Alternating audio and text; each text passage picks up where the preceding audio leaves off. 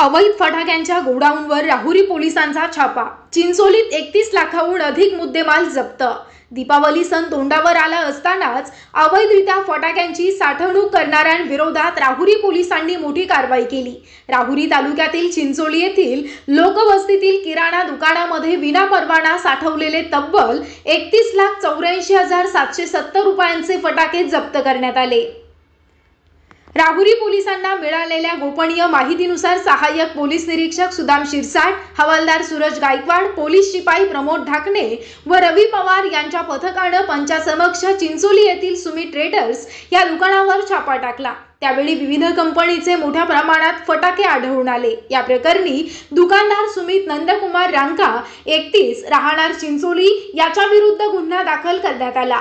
फिर्याद पोलीस हवालदार सूरज गायकवाड यांनी दिली असून गुन्हा रजिस्टर नंबर 1074/25 अन्वये कलम 288 BNS आणि 9B स्फोटक कायद्यान्वये कारवाई करण्यात आली आहे।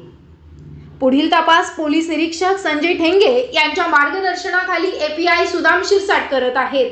चिंचोलीतील या घटनेनं ग्रामस्थांमध्ये तीव्र संताप व्यक्त होतोय।